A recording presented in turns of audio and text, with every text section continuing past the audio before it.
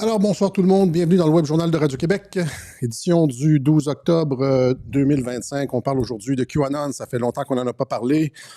Vous savez que c'est comme ça qu'on a commencé à Radio-Québec la première semaine de janvier 2018 et on va donc célébrer notre 8e anniversaire ce janvier. Et donc, on a pendant 3 ans parlé de QAnon à peu près à tous nos web journaux, toutes nos émissions, et c'est comme ça qu'on s'est fait connaître. C'est comme ça aussi qu'on est devenu infâme dans les médias parce qu'on parlait de QAnon.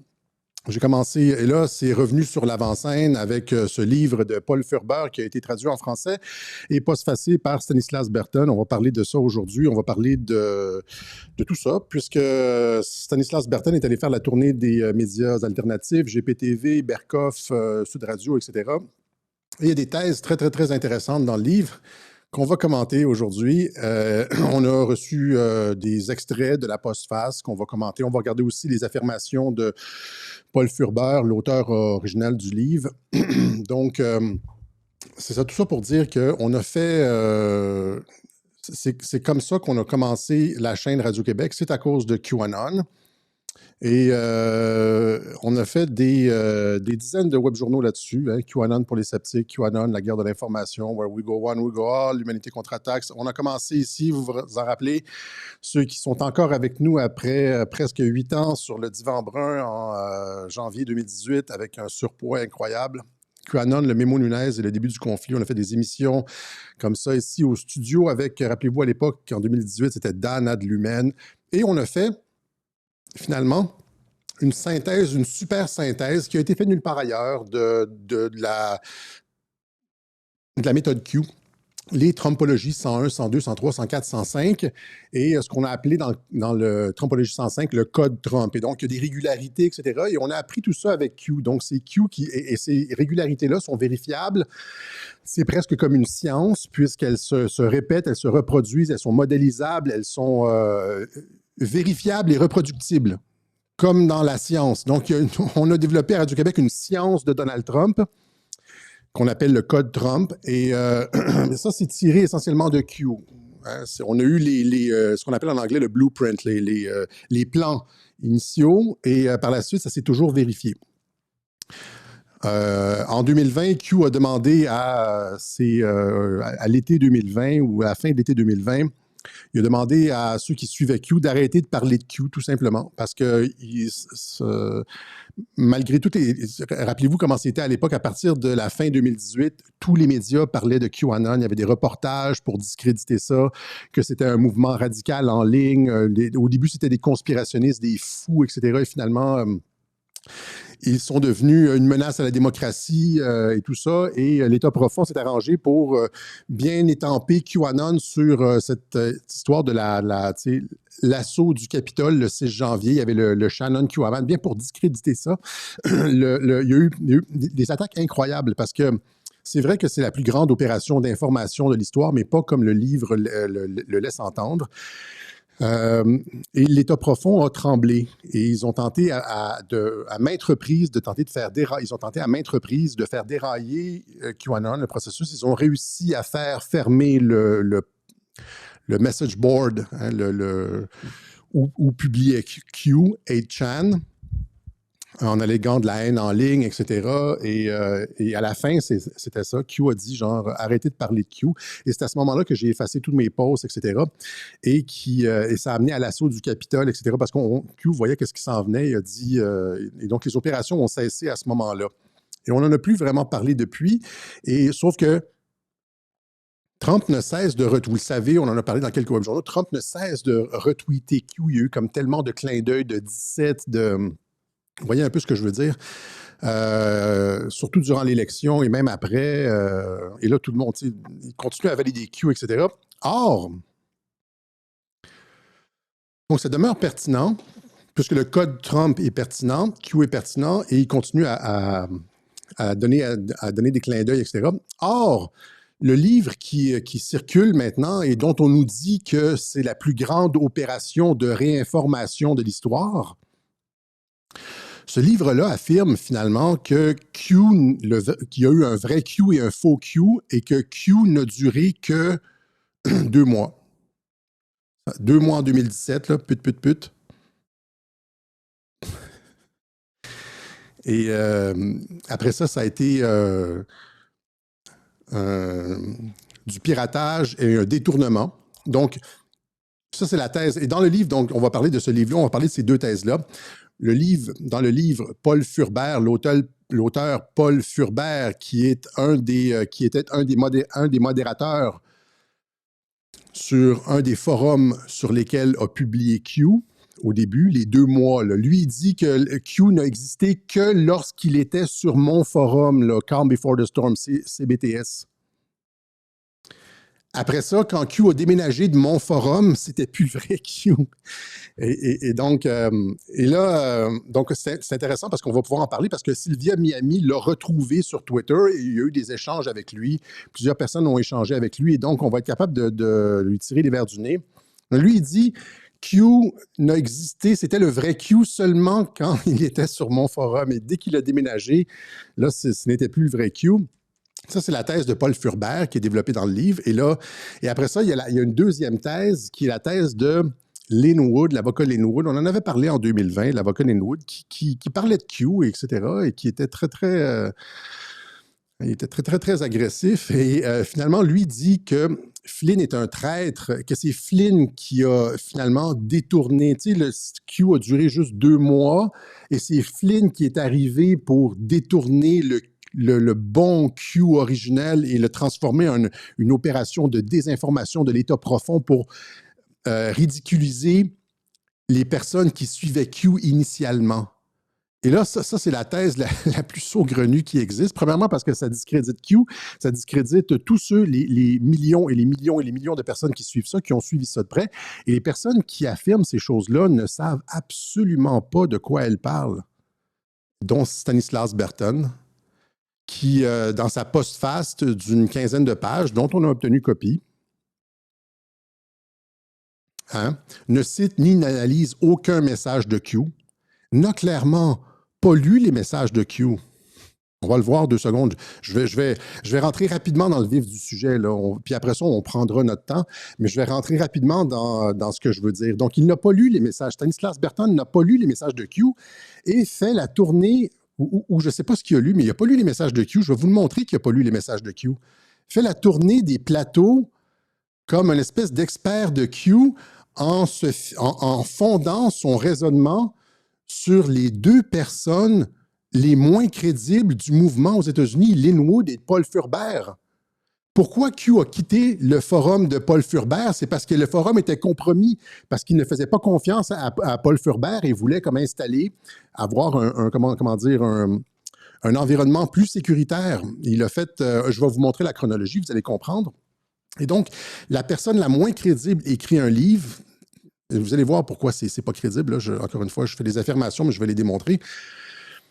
Et après ça, il rajoute l'insulte à l'injure et il va utiliser l'autre personne la moins crédible qui a été complètement exclue du mouvement MAGA, Lin Wood, pour appuyer sa... Et donc, ça fait une espèce de cocktail explosif dont il va se vanter sur les plateaux ailleurs, Sud Radio, etc., en expliquant ces choses-là. Or, il n'a pas lu les messages de Q. Il fait reposer son raisonnement sur les 2 personnes les moins crédibles et finalement n'avance aucune idée qui lui est propre. Stanislas Berton ne peut pas avancer une analyse qui lui est propre puisqu'il ne connaît rien des États-Unis. Si on va sur son Twitter, je suis allé sur son Twitter et on regarde, il suit 45 personnes, 45 abonnements, et il n'y a aucun compte américain. C'est genre François Asselineau, Pépé Escobar, Martin Guedes, l'archevêque Vigano, Toxin Média, Géopolitique profonde, etc., etc. Il n'y a rien, il n'y a aucun F de souche, les trucs catholiques, le Vatican, etc. Il ne suit aucun compte MAGA, aucun organisme de nouvelles américains, que ce soit les nouvelles MAGA, genre OAN ou America First News, ou ni même Fox News ou quoi que ce soit. Aucun compte US, il ne suit aucun compte US, aucun compte MAGA ou aucun compte Q. Comment tu peux écrire un livre alors que puis là, tu lis qu'est-ce qu'il écrit, puis tu vois qu'il clairement, il est comme à côté de ses pompes, là. Et donc, il écrit sur un sujet qu'il ne maîtrise pas. Et c'est un peu comme l'image qui m'est venue, c'est comme le grand quartier général français entre 1939 et 1940. Ce quartier général français, où était l'état-major français durant la Deuxième Guerre mondiale, au début de la deuxième, avant la conquête par l'Allemagne. Il n'y avait pas de téléphone, il n'y avait rien, il y avait comme c'était complètement isolé, ils avaient à peine l'électricité et les ordres venaient et partaient à bicyclette, vous comprenez? L'état-major donnait ses ordres aux armées françaises avec des gens qui venaient à bicyclette ou à cheval. Alors que l'Allemagne, elle avait développé une guerre de mobilité avec la radio, d'armes combinées entre l'infanterie, les chars et l'aviation pour créer des Schwerpunkte, des points de gravité, percer les lignes ennemies, attaquer le ravitaillement en arrière, etc. C'était extrêmement complexe et les Français étaient complètement comme dans une espèce de sous-marin complètement isolé. Et c'est un peu à ça que me fait penser le compte Twitter de Stanislas Berton. Je ne vais pas être méchant avec lui aujourd'hui. Je pensais, quand j'ai vu ses affirmations sur Flynn au début, je vais être critique, mais pas méchant. Quand je voyais ces affirmations sur Flynn au début, j'ai réellement pensé à une Xème tentative de déstabilisation. Puis là, tu regardes qu'est-ce qu'il écrit, les réponses, etc. Puis le gars, il est juste vraiment naïf, puis il ne connaît pas les États-Unis. Alors, et donc, je l'ai dit, je l'ai piqué un peu, j'ai dit soi-disant chrétien, parce que j'avais l'impression qu'il mentait. Il ne ment pas, c'est juste qu'il ne connaît juste pas ni Q, ni les États-Unis, ni MAGA. Il n'y a pas la pensée nord-américaine. Il n'y a certainement pas la pensée de la guerre de l'information, ni d'Internet, ni de 8chan, ni de tous ces trucs-là dont on a fait la description in extenso dans nos webjournaux depuis bientôt 8 ans. Il n'est juste pas là du tout. Il est ce gars-là, il écrit des livres, tu sais, comme sur les trucs français. Là. Et donc, et là, c'est ça, il n'était pas content. Et je l'ai piqué un peu. Et puis là, il répond, il dit ces gens vont plutôt découvrir pourquoi certains m'ont surnommé Gengis Khan. Et là, je me suis dit, ah merde, là, s'il va rappliquer, il va m'attaquer sur Twitter, puis je vais devoir encore me défendre, etc. Mais finalement, il sort un truc, là, genre, il fait une recherche sur Grok, et il sort des trucs avec mon bracelet rouge et tout ça. Et puis là, quand j'ai vu ça, là, avec les trucs sur mes parents et tout, là, genre, on a vu ça 1000 fois. Et donc là, je me suis dit, bon, c'est pas c'est pas quelqu'un de l'État profond qui attaque en coordination avec des personnes derrière lui, etc. C'est juste comme... C'est comme quand tu as genre un petit chien qui te mordit la cheville. Je dis, il n'est pas dangereux, il est juste naïf et il ne sait pas de quoi il parle. Donc, il affirme que le général Flynn est un sataniste qui a détourné le mouvement Q. Il ne dit pas ça dans le livre. Okay, il le dit ailleurs dans d'autres posts que Flynn est un sataniste qui a détourné le mouvement Q. Donc, la raison pour laquelle il y a eu... on a contacté, Sylvia Miami a contacté Furbert et lui a présenté le truc de Stanislas Berton, etc., en disant qu'il accusait Flynn d'être un sataniste, etc. Oui, il l'accuse de faire des prières sataniques et des trucs comme ça, complètement sans connaître quoi que ce soit. Là. Ça a été réfuté sur Twitter, mais il ne le fait pas dans la préface du livre, la postface du livre. Et c'est pour ça que Furbert, finalement, a dit au début, lui a demandé de changer ça. Puis après ça, il est revenu parce que dans la postface, il n'y a rien. Il ne dit pas à aucun moment que Flynn est un sataniste. Il garde ça pour Twitter et sur Telegram. Et c'est ça qu'il affirme sur Twitter et Telegram. Comme par exemple ici, il affirme que sur Twitter que le mentor de Flynn était Michael Aquino, un spécialiste des opérations psychologiques et un sataniste notoire qui s'est suicidé en décembre dernier. Alors il affirme que Flynn était que Michael Aquino était le mentor de Flynn. Et là, évidemment, ça, si c'était vrai, on pourrait poser des questions au général Flynn, mais ça serait le fun qu'il amène une seule preuve de ça. Et comme à son habitude, Stanislas Berton n'amène aucune preuve de quoi que ce soit. Il n'y a aucune preuve qu'il se soit même jamais croisé, qu'il n'ait jamais été dans la même pièce, etc.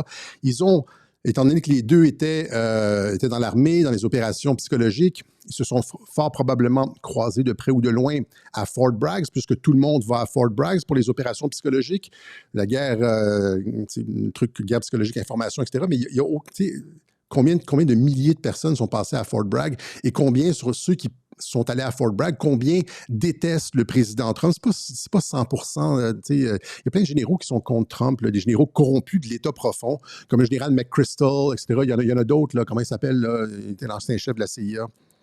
Je me rappelle plus. Il y a des généraux qui sont contre Trump, là, et donc, mais il dit c'était le mentor de Michael Flynn. Aquino était sans amener aucune preuve. Okay? Donc, mais ça, il ne le fait pas dans la postface. Dans la postface, il dit d'autres choses. Donc, mais je vais juste... Là, on est déjà rendu à 18 minutes. Je vais tuer la thèse numéro 1 de Stanislas Berton à 18 minutes. Okay? Il dit Flynn est un traître qui a détourné le mouvement au profit de l'État profond. Et il dit Flynn a détourné... Stanislas Berton affirme dans sa postface que seuls les deux, donc il reprend la thèse de Paul Furbert, il dit Furbert a démontré que, allons-y là, j'essaie de faire ça rapide, mais c'est mieux. Il dit, il reprend la thèse de Furbert, voilà ici, il dit suite au récit qu'en fait Paul Furbert dans ce livre, le piratage de l'opération Q en janvier 2018 ne fait désormais plus aucun doute. OK, et là, on va détruire ça dans le web journal, évidemment, aujourd'hui, parce que la seule chose que Paul Furbert peut amener comme preuve, c'est par exemple que le code identifiant de Q a été changé ou que l'adresse IP n'était pas la même. Mais on s'en fout que l'adresse IP n'était pas... C'est des preuves techniques. On s'en fout que l'adresse IP n'était pas la même ou même que le style d'écriture n'était pas le même. Puisque c'est pas important exactement qui Q est. N'importe qui peut tenir le clavier, mais l'important, ce sont les informations qui sont coulées. Et c'est justement pour ça qu'il est anonyme, parce que la personnalité, il refuse la position de... C'est ça le principe même de Q anonyme, là, c'est qu'il refuse la position d'autorité, de parler d'autorité, et que n'importe qui peut tenir le clavier. Ce qui est important, c'est de réfléchir et c'est les informations. Donc, on s'en fout que le style ait changé. Et que possiblement d'autres personnes aient tenu la plume de Q. Ça, c'est pas important. On s'en fout aussi que l'adresse IP ait changé, puisque c'est ça dont parle Paul Furbert. L'adresse IP, c'est comme, tu sais, quand je suis ici, quand j'utilise mon Wi-Fi ici, ben, j'ai une adresse IP qu'on peut trouver, là. C'est 3340.026, nanana. Puis après ça, quand je vais visiter mon fils chez lui, j'utilise son routeur.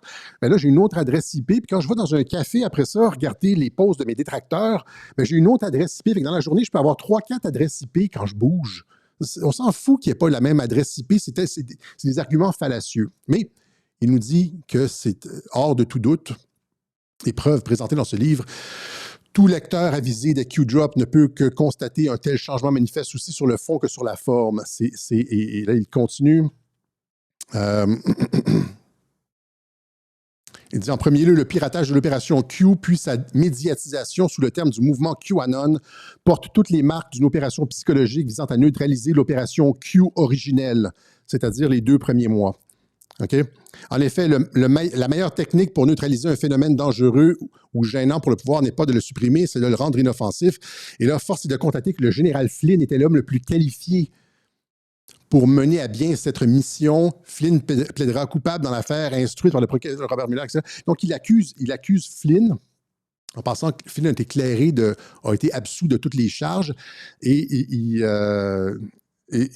dans cette affaire-là, c'est le FBI qui s'est retrouvé finalement accusé pour avoir modifié les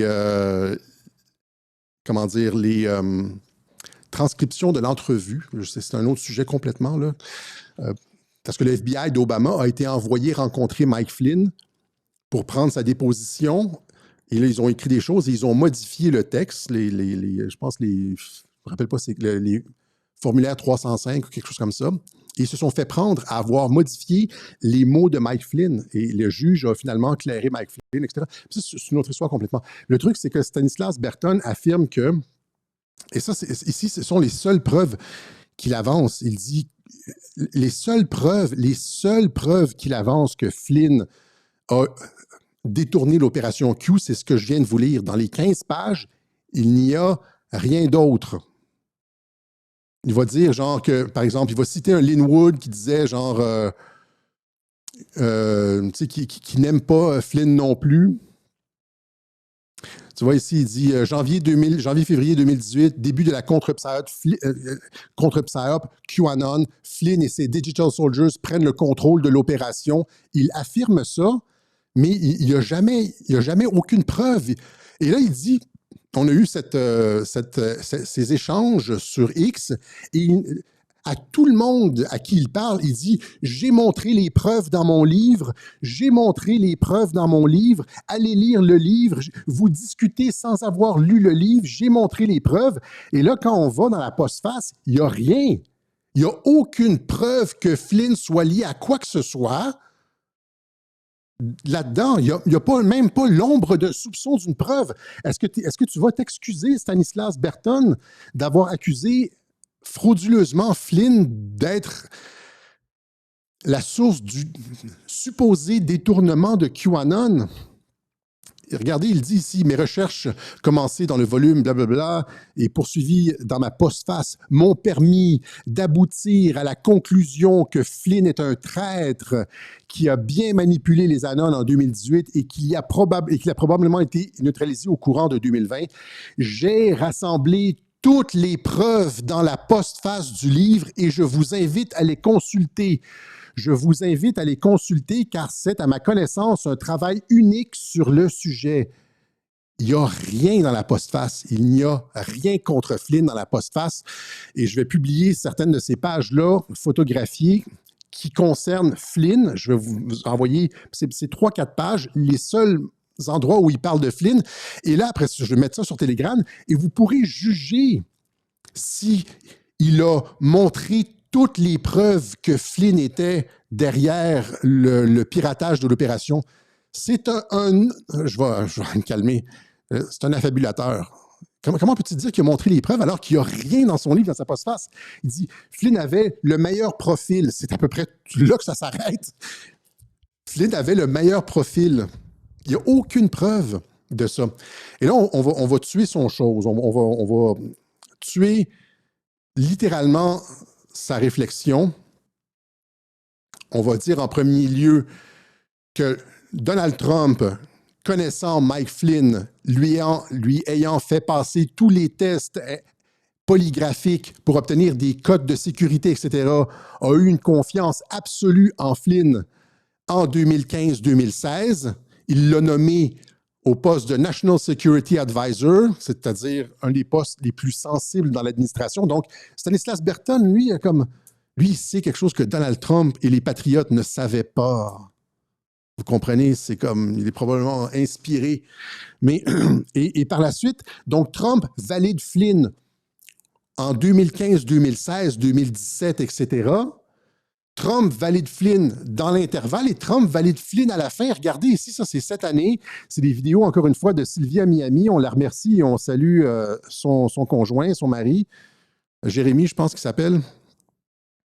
Et Trump qui salue encore Flynn. Donc, de 2016 à 2025, il n'y a eu, à moins que Trump soit un hostie d'imbécile, là, Trump valide Flynn. Puis ça, c'est juste un truc. On va commencer avec ça. Trump valide Flynn.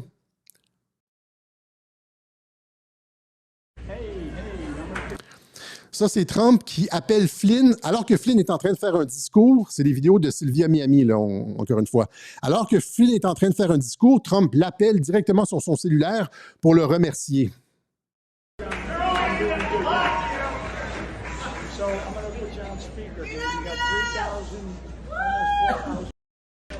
Okay, Mr. President, can you hear us? I can.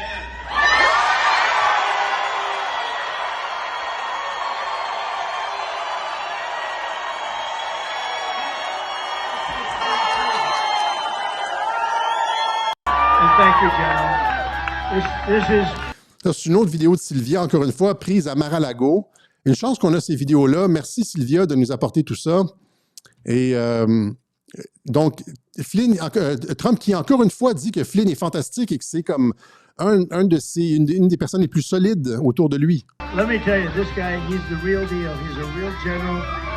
And I told him I offered him about 10 jobs. I think he's doing so well he doesn't need them. But I said, anytime you want to come in, you know that, Mike, okay? And just take care of yourself. Good luck, everybody. Have a good time. Thank you. Thank you. Donc, merci Sylvia pour ces vidéos. Et là, donc, Flynn qui est validé par Trump, mais là Stanislas Berton sait quelque chose que Trump ne sait pas. parce que Flynn est un traître. C'est ça qui se passe. Tu arrives avec des idées complètement ridicules comme ça quand tu sais pas ce qui se passe aux États-Unis. Tu sais, quand tu es dans ton bunker, là, tu suis aucun compte américain, tu suis rien de MAGA, tu suis rien. Tu vis en vase clos dans ta petite campagne française, là, puis là, tu parles des États-Unis, tu fais le tour des plateaux pour dire que c'est la plus grande opération de réinformation, mais que ça a duré juste 2 mois. Parce que ça c'est ça ici. Donc, ça n'a duré juste 2 mois, que 2 mois. Je vais vous montrer là. Je vais y aller tout de suite. J'ai dit que j'allais être concis. Donc, Stanislas Berton dit que l'opération a juste duré 2 mois, c'est-à-dire fin octobre 2017 jusqu'au 5 janvier 2018. C'est 2 mois et 1 semaine à peu près. OK? Ben oui, c'est pour ça qu'il fait le tour de la tournée. Son livre dit ça. Le livre dit que ça a duré juste 2 mois, puis qu'après ça, Flynn a détourné le mouvement. Donc, est-ce qu'on pourrait au moins s'entendre, Stanislas, que les posts dans ces 2 mois-là sont valables? Est-ce qu'on pourrait au moins s'entendre? Parce que c'est ça qu'au moins que le livre dit, donc tu n'iras quand même pas renier les posts du Q original, puisque tu affirmes que c'est la plus grande opération de réinformation de l'histoire. Ces 2 mois-là étaient glorieux en maudit. N'est-ce pas, Stanislas? Alors, explique-moi comment ça se fait que dans ces 2 mois-là, Q n'arrête pas d'encenser Flynn. Décembre 2005. Who knows where the bodies are buried? Qui sait où sont enterrés les corps, c'est-à-dire où sont les informations compromettantes? Flynn is safe. We protect our patriots. QAnon, le QAnon de Stanislas Berton, qui dit que c'est la plus grande opération de l'histoire. Ça, on est le 5 décembre, donc on est dans les 2 mois qui sont valables. Ben, Q dit que c'est Flynn est en sécurité puis que nous protégeons nos patriotes, incluant, parlant de Flynn. Est-ce que Stanislas Berton va pouvoir, et son éditeur aussi, c'est quoi? C'est Le Temps retrouvé, vont pouvoir nous expliquer cette incroyable contradiction. Ça veut dire que Stanislas Berton n'a pas lu les posts. Tu sais, les 2 mois dont il parle, là, qui c'est la plus grande opération de réinformation de l'histoire, il les a même pas lus.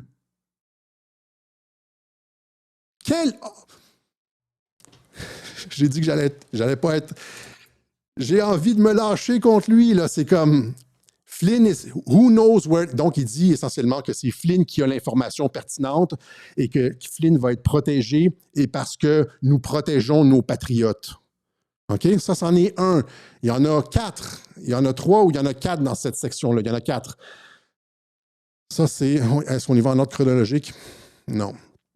Le 5 novembre, donc 1 semaine après le début des posts de Q, on est dans le 2 mois, là, c'est la plus grande opération de l'histoire. Le 5 novembre 2017, c'est même avant que j'ai commencé à regarder les posts de Q, pouvez-vous imaginer?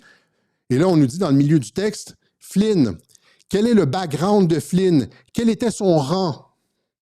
Il a été impliqué dans quelle opération de renseignement? Etc., etc. Pourquoi c'est important? Setup, là, il parle du setup.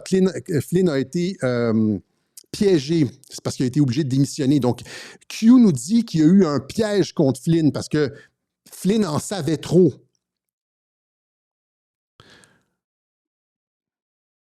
Hein? Etc., etc. Who knows, encore une fois, qui a l'information pertinente? Who knows where the bodies are buried? Qui a accès? Qu'est-ce que l'intelligence militaire? Qui faisait partie de l'intelligence militaire durant le mandat de Barack Obama? Flynn, c'était le chef de la Defense Intelligence Agency, le chef des services de renseignement de l'armée. Et lui a la merde contre Obama. C'est ça. Who knows where the bodies are buried? Il a la merde contre Obama. Il a démissionné en 2014. Rappelez-vous, il a été à Moscou à la table avec Poutine. On lui a permis de visiter les bureaux du GRU. C'est le plus haut gradé américain qui a visité les bureaux du GRU. J'en ai parlé à plusieurs reprises. Donc, qui a été renvoyé durant le terme de Barack Obama de l'intelligence militaire? C'est Flynn. Pourquoi c'est important, etc., etc. Donc, il nous dit, paint the picture. Essayez de comprendre pourquoi Flynn est important, pourquoi Flynn a été renvoyé, pourquoi Flynn a de l'information pertinente sur la trahison de Barack Obama. Mais c'est pas juste ça. Il y en a d'autres. Le 2 novembre, aïe! Stanislas Berton, où étais-tu le 2 novembre 2017? Tu n'as certainement pas lu les posts, mon asti. Le 2 novembre 2017, intelligence militaire, no media, pas de médias, pas de fuite, no leaks. How many military intelligence generals have been in and out of the White House in the past 30 days? Combien de généraux de l'intelligence militaire sont entrés et sortis de la Maison-Blanche au cours des 30 derniers jours? Focus on Flynn. Portez votre attention sur Flynn, son background et son rôle potentiel. What is common denominator in terms of military backgrounds close to POTUS? C'est la même chose. Et ça ici, encore une fois, un autre. Le 31 octobre, là, on est à, il a commencé le 27, ça fait 3 jours, 28, 29, 30, 31, 4 jours après le début des posts de QAnon, Q postait ça ici. Military, encore une fois, intelligence militaire. C'est quand on dit military is the only way, tout ça, ça vient des premiers posts. Et les premiers posts valident Q, valident Flynn entièrement et lui ont donné sa stature chez les soldats digitaux. On s'entend? Flynn a acquis ses lettres de noblesse par les premiers posts de Q.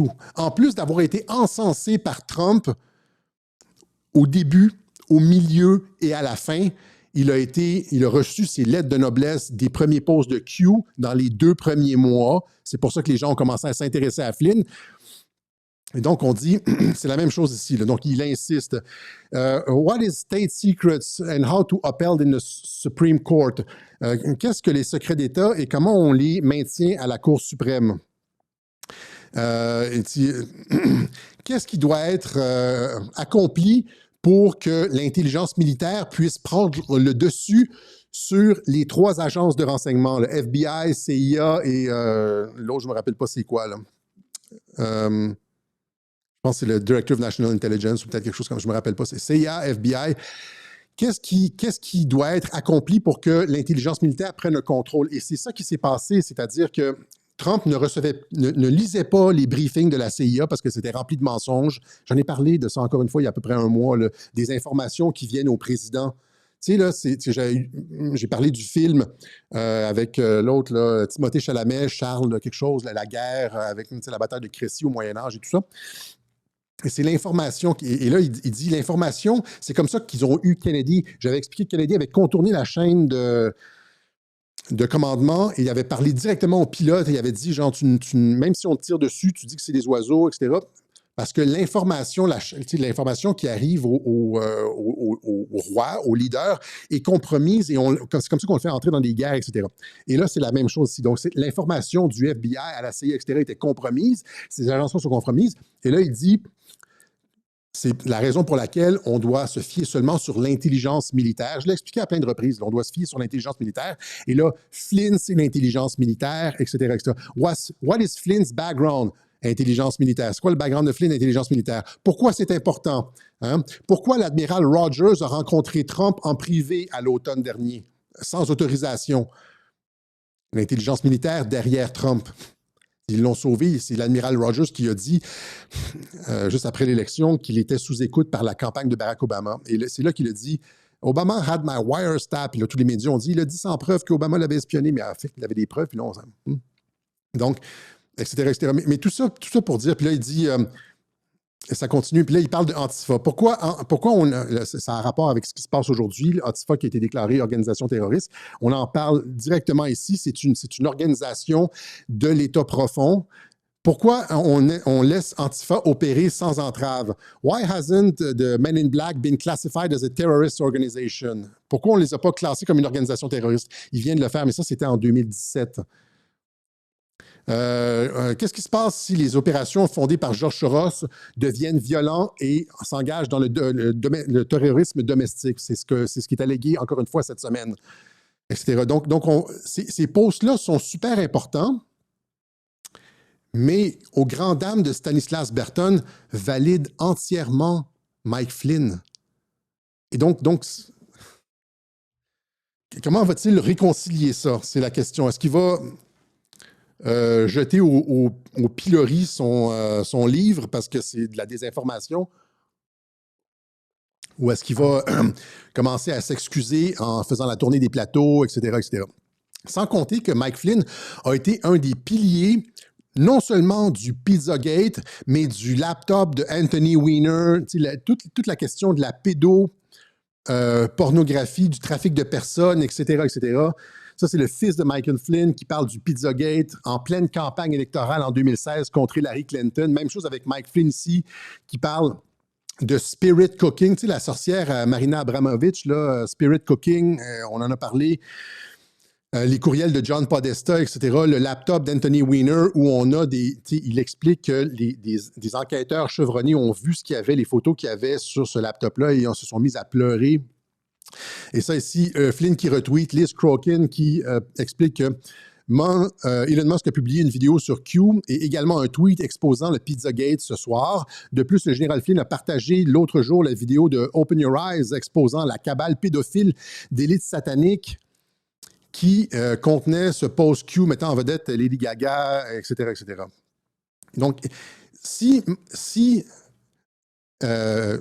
Stanislas Berton, qui n'a pas lu les posts de Q, parce que ça valait de Flynn, t'sais, si Stanislas Berton n'évoluait pas dans son château complètement déconnecté puis qui suivait un peu plus les comptes aux États-Unis, il n'aurait pas fait la merde. Je veux dire, il n'aurait pas merdé à ce niveau-là sur Flynn. Il saurait que Flynn est la personne, plus que Donald Trump encore, est la personne qui a le plus attaqué les réseaux pédocriminels, le satanisme, etc., etc. Et il n'irait pas raconter des âneries sans aucune preuve en disant que le mentor de Flynn, c'était Michael Aquino, le sataniste, etc. Genre ça. Fait que Gengis Stan. Je suis trop épicé ou est-ce que je suis correct? Est-ce que je suis. Les fragiles, là, dites-moi, je suis encore dans la zone du. Flynn, il n'y a personne qui a plus réveillé le peuple américain sur le pédosatanisme que Mike Flynn, les trafics de personnes et ce genre de choses-là. Il n'y a personne, même pas Donald Trump. Il n'y a personne qui a fait plus que Flynn. OK? Donc, ça, c'était pour Flynn, et sans compter, évidemment, le fait que, vous voyez, comme des gens comme l'envoyé de Poutine fait on en a parlé dans du « Where we go one, we go all ». Flynn aussi qui retweet ici, ça c'était le 10 octobre dernier, il y a 2 jours, « Where we go one, we go all », après la nomination pour le prix Nobel de la paix à la vénézuélienne, là. On en reparlera dimanche prochain. Donc, ça marche le Viagra. Oui, on est à Viagra Central ici. Non, arrêtez. Mais donc, c'est ça. Et donc, comment ça se fait? Et là, c'est ici, vous avez une autre photo de Sylvia Miami à Mar-a-Lago avec Mike Flynn. On remarquera que, et donc, Stanislas Berton fait reposer, n'a aucune idée qui lui est propre dans la postface, là. Je l'ai lu, c'est 15 pages. Il n'y a rien de proprement à lui, là, très peu. Il fait reposer ça sur Linwood. Et on va poser la question, comment ça se fait que Mike Flynn est un invité régulier de Mar-a-Lago et que Linwood n'est jamais invité? Pourquoi Linwood a été complètement exclu du mouvement MAGA après ses déclarations abracadabrantes de 2020? Pourquoi Stanislas Berton fait reposer sa réflexion sur quelqu'un de complètement discrédité? Donc, Linwood ici, c'est parce que Linwood a créé de la division à l'intérieur du mouvement MAGA. Et les gens ont été finalement contents de le voir partir parce qu'il se met la bisbille. Et il n'a jamais été invité près de Trump. Il y a eu une photo avec lui, genre de je ne sais pas très haut quelle année, durant la première administration. Puis après 2020, plus rien. Il a été complètement tassé, mais c'est la source super fiable de Stanislas Berton, là. Et donc, vous voyez ici, comme il attaque Mike Lindell, le drame se prépare dans le MAGA vert, alors que l'avocat pro-Trump, Linwood, s'en prend au PDG de MyPillow, Mike Lindell, et à QAnon John. Ici, il s'en est pris à Mike Flynn. Tu vois ici, like Flynn was so disruptive during his stay and has been banned des propriétés de Linwood. Les alliés de Trump, Linwood et Marjorie Taylor Greene, s'attaquent mutuellement. C'est Linwood qui a attaqué Marjorie Taylor Greene, une personne aussi près de Trump. Et donc, il attaquait tout le monde. C'est comme un chien avec la rage. Même chose ici, Linwood, I don't flip. Ça y a été, ça c'est autre chose ici. Allons-y ici. L'avocat pro-Trump, Linwood, renvoyé par Nicholas Sandmann, diplômé de l'Église catholique de Covington. Rappelez-vous le drame de Covington, là, quand il y avait l'espèce de vieux fou qui était venu avec son tambour taper dans la face de Nicholas Sandmann, qui avait sa casquette MAGA. Il n'avait rien fait, Sandmann, le jeune de l'Église catholique. Il avait juste souri. Le vieux fou était venu lui... Et là, c'était devenu le symbole de la haine. Et ils s'étaient tous excusés, les journalistes s'étaient tous excusés après avoir vu le clip au complet. Linwood s'était proposé avocat, renvoyé par Nicholas Sandmann. Il y en a d'autres ici. Linwood fait face à la colère des influenceurs de QAnon et des alliés du Parti républicain, alors qu'il insiste sur le fait qu'il ne se retourne pas contre Trump. Il a été sommé de venir témoigner dans le procès contre Sidney Powell. Et là, il y a plein de personnes qui ont été accusées dans ce procès-là, sauf Linwood. Il y a des gens qui trouvaient ça étrange que Linwood ne soit pas accusé. Il est très intéressant que l'acte d'accusation contre le président Trump en Géorgie n'inclut pas également Linwood, qui était une voix très forte contre la fraude, etc. Lui a un passe-droit. Il a attaqué Mike Pence. Il dit, si Pence est arrêté, puis il n'y a pas juste ça, il a parlé d'exécution, de trahison et d'exécution. Il dit, si Pence est arrêté, le secrétaire Pompeo sauvera l'élection. Pence sera en prison en attendant son procès pour trahison. Il risquera d'être fusillé. Un lâche, il chantera comme un oiseau et confessera tout. Et là, Mike Pence, on explique encore une fois que Mike Pence... Les gens disent, rappelez-vous encore une fois, tout ce que j'ai expliqué sur les fausses chicanes, c'est un cas patent de fausses chicanes avec le président Trump, étant donné qu'on avait besoin d'un programme de continuité de gouvernement pour qu'un certain nombre de choses se fassent, alors que Trump ne pouvait pas être au pouvoir, comme justement laisser Poutine rentrer en Ukraine. Trump n'aurait jamais pu avoir, j'ai expliqué tout ça, trouver les personnes à l'intérieur du Parti républicain qui validaient la fraude. Il fallait un mandat Biden, il fallait que Trump perde, et donc il fallait que Pence valide ça. On rappelle que dans les institutions américaines, le vice-président a exactement les mêmes informations que le président. Donc, toute l'opération QAnon était connue de Mike Pence. Tout ce que Trump a toujours fait pour tromper les médias, tromper les démocrates, tromper l'État profond, c'était entièrement connu de Mike Pence. Et Mike Pence a simplement joué son rôle de méchant comme il le joue tous, un après l'autre, à intervalles réguliers. Et j'ai déjà dit que je donnais toute ma confiance à Mike Pence, etc. Mais là, il attaque Pence. Il attaquait tout le monde. Il attaquait tout le monde. Et finalement, il a été viré du mouvement MAGA parce qu'il n'avait pas de retenue. Et il affirme, lui, il va plus loin. Il dit, tu vois, QAnon était une psyop élaborée, créée pour faire en sorte que les anonymes qui ont suivi le Q original sur 4chan aient l'air fous. Comme dans le genre... là, il cite des trucs de QAnon dans le genre...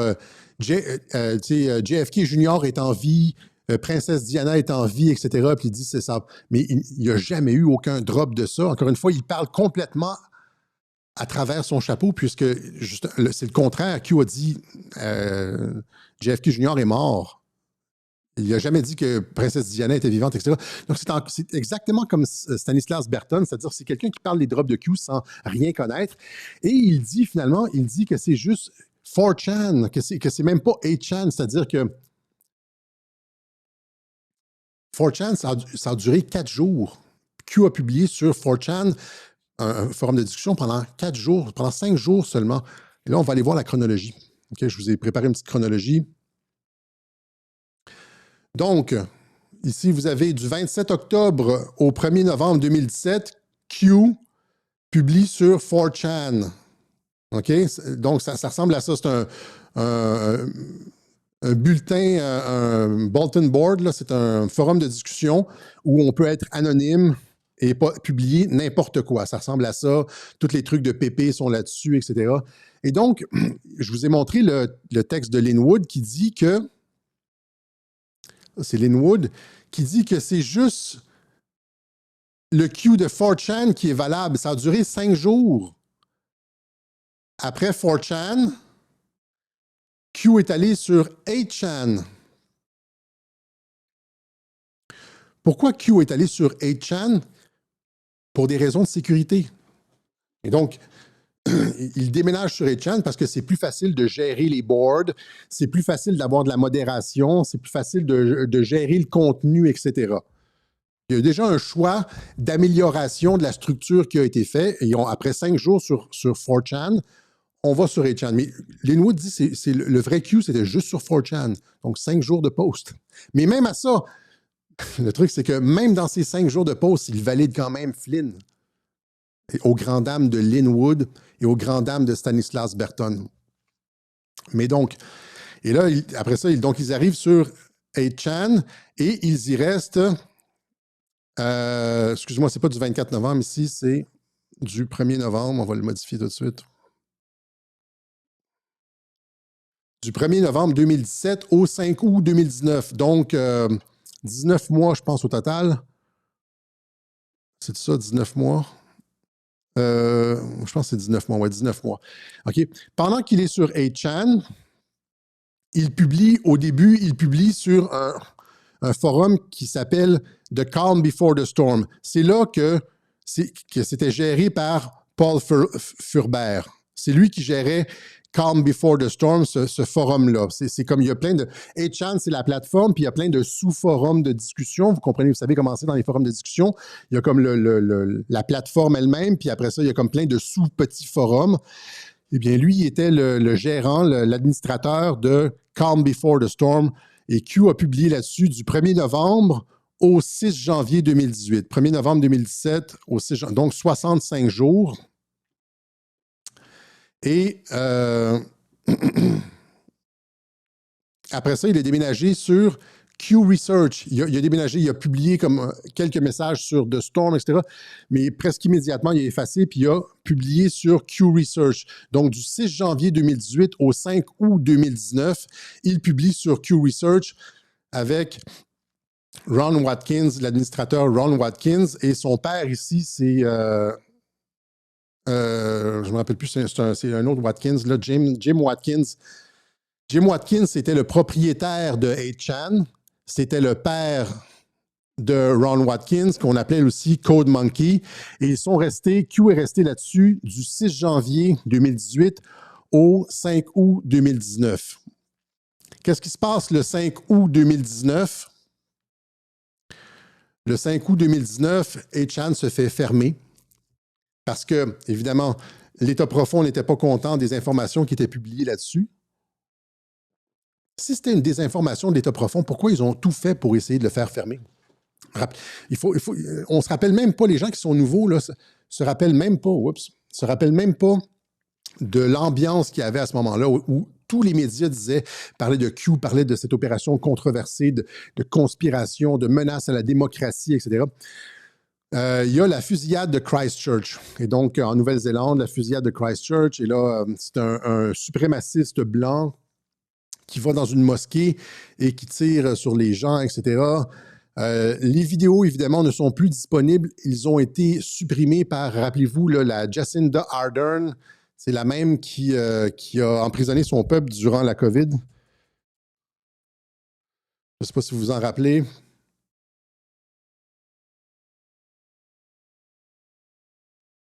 Jacinda Ardern. Elle a supprimé toutes les vidéos. Elle a rendu impossible le fait de posséder, partager ou même regarder des vidéos. C'était criminel de regarder des vidéos de l'attentat sur la mosquée parce que ces vidéos-là étaient super intéressantes. C'était encore plus intéressant que les vidéos du 11 septembre. C'était vraiment là... les gens auraient pu se poser des questions. Hey, mais on n'ira pas là. Parce que, le truc, c'est que la fusillade a été publiée sur Facebook Live. Le gars, littéralement sur Facebook Live, il a mis son sel, puis il a commencé, il tirait. Il n'y avait pas beaucoup de trous, mais il tirait quand même. Puis, mais Facebook n'a pas été puni. Il y a quelqu'un qui a mis son manifeste sur 8chan, et là, 8chan est devenu le symbole de la haine. Vous comprenez que c'est une opération pour faire tomber 8chan et faire taire les drops de Q. Je vais vous montrer plus loin que les drops de Q sont valables et ont été validés. Les anonymes, ce n'est pas des imbéciles, là, et ont demandé des validations à Q. Tu sais, quand il y a eu... ce qui est allégué par Paul Furber dans la chronologie, c'est que à partir du moment où est-ce qu'ils ont quitté son forum, Calm Before the Storm, c'était plus le code, c'était plus la même adresse IP. Le trip code avait été compromis, ils avaient changé. Ben oui, ils ont quitté pour des raisons de sécurité.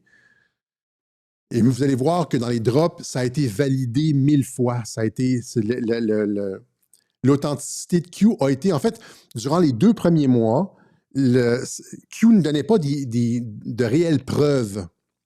Tu sais, des Q-proofs, des preuves que c'était authentique, qu'il y avait un réel accès au président. Or, lorsqu'il est tombé sur Q Research avec Ron Watkins, là, ils ont demandé des preuves et des preuves et des preuves, et il y en a eu des dizaines et des dizaines et des dizaines qui ont été données. On va en voir quelques-unes.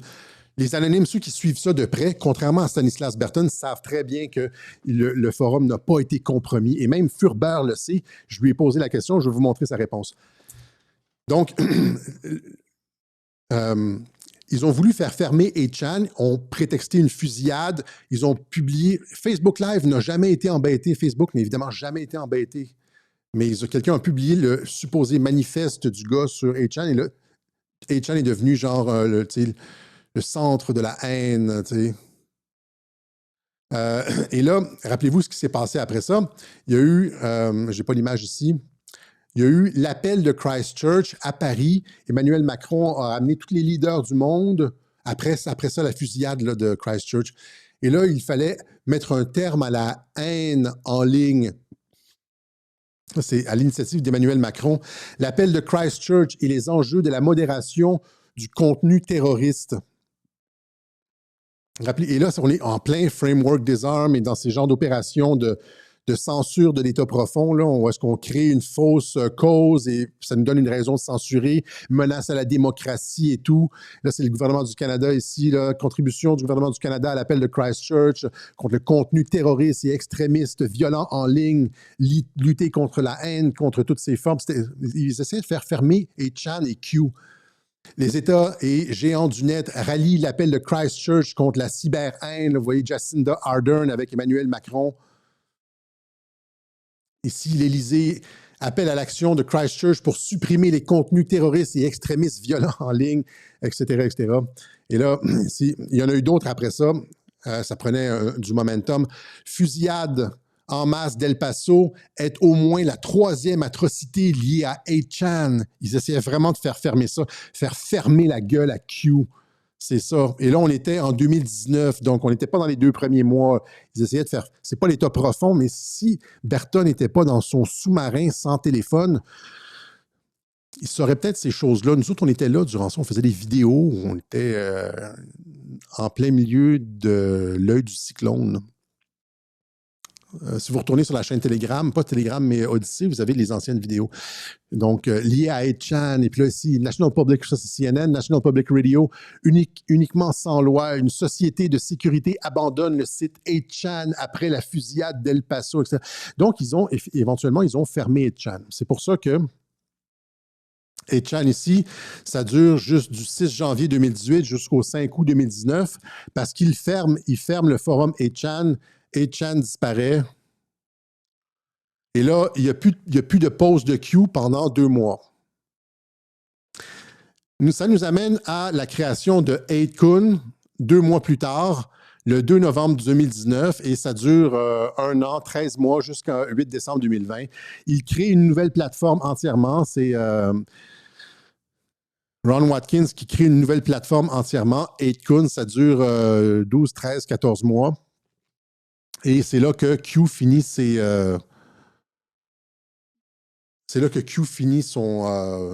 posts, je pense que c'est le 8 décembre 2020. Et donc, vous voyez comme cette tentative de l'État profond de faire fermer 8chan, parce que Q publiait là, il publiait des secrets, c'est pas qu'il publiait des secrets, parce que tu ne peux pas publier des secrets, mais il stimulait tellement la réflexion, il y avait tellement une mobilisation mondiale, en faveur de QAnon, surtout aux États-Unis, c'était devenu gigantesque. Ils ne pouvaient pas arrêter le mouvement.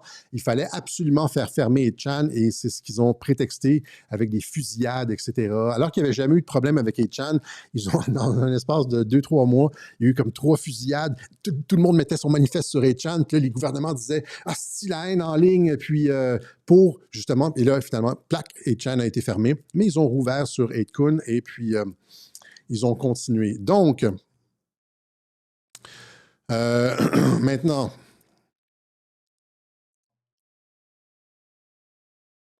sur Flynn, on s'entend que Q a validé Flynn, contrairement à ce que, en fait, contrairement à ce qu'affirme Stanislas Berton. J'ai hâte de voir sa réponse, vraiment. Ça va être tiré par les cheveux, ça va être... Moi, j'ai l'impression qu'ils ne me rendront pas mon compte YouTube parce que j'ai l'impression que je suis flagué, pas juste comme influenceur toxique, mais j'ai l'impression que je suis flagué comme menace à la démocratie. QAnon, tu sais, menace à la démocratie, tentative de renverser. Je sais pas, ils peuvent inventer n'importe quoi. J'ai l'impression que je vais être le seul qui ne retiendra pas sa chaîne. J'ai l'impression. Donc, Paul Furbert, Sylvia Miami, qui a, ici on la voit dans son entrevue avec Mike Flynn, a retrouvé Paul Furbert sur Twitter. L'auteur du livre, elle lui a posé des questions, etc. Comment ça se fait que tu laisses Stanislas Berton diffamer Mike Flynn, etc., etc. Et au début, Paul Furbert a dit « Ah, je vais demander de retirer le contenu. » Finalement, il dit « J'ai lu le contenu, puis c'est pas si pire, etc. » C'est vrai que il l'accuse pas d'être un, comme je l'ai dit, il l'accuse pas d'être un sataniste, il l'accuse ailleurs d'être un sataniste. Mais dans la préface, il dit juste qu'il a détourné le mouvement Q, etc. C'est assez soft. C'est probablement pour ça que Furbert a décidé de maintenir la préface et de donner son appui à Berton. Parce que sur la base de ce qui est écrit, c'est juste un agent de l'État profond. C'est pas... Et Furbert dit qu'il n'est pas nécessairement d'accord avec Stanislas Berton sur Flynn, mais bon, etc., etc. Donc, j'ai parlé avec Furbert, OK? À la suite de Sylvia, j'ai posé des questions à Furbert. Et je lui ai posé la question qui tue. Tu sais, comme dans Tout le monde en parle, là, la question qui tue. On va à l'essentiel à Radio-Québec. On va au fond des choses.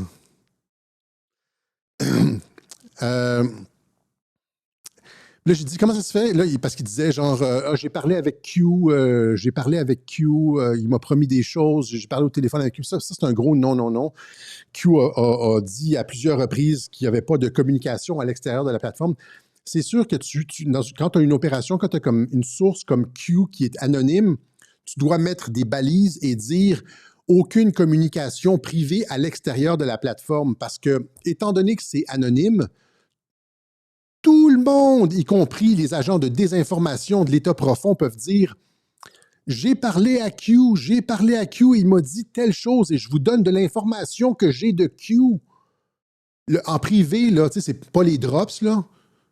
À l'extérieur de ce que Q publie sur 8chan, je lui ai parlé en privé, il m'a dit telle chose, je vous assure. Puis là, tu sais. Et donc, c'est pour ça que tu veux immédiatement couper le truc de « j'ai parlé en privé à Q ». Alex Jones a dit « j'ai parlé en privé à Q », tout le monde s'est moqué de lui, à l'époque où il était encore contrôlé par le Mossad. Et donc, j'ai posé la question, et puis je lui pose aussi, allons à l'essentiel, je lui pose la question, je lui dis «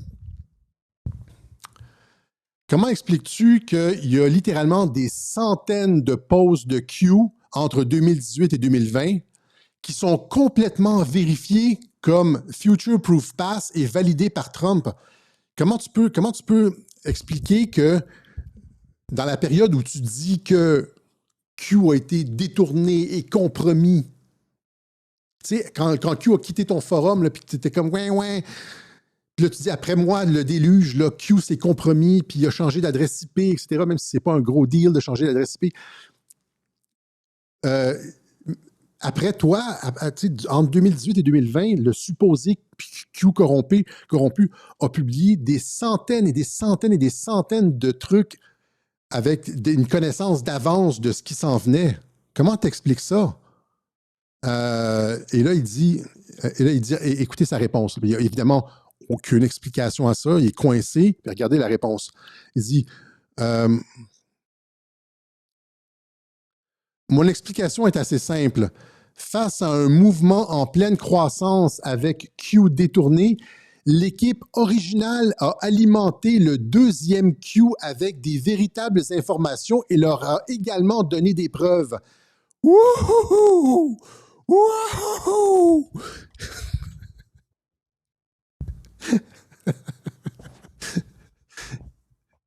Asti.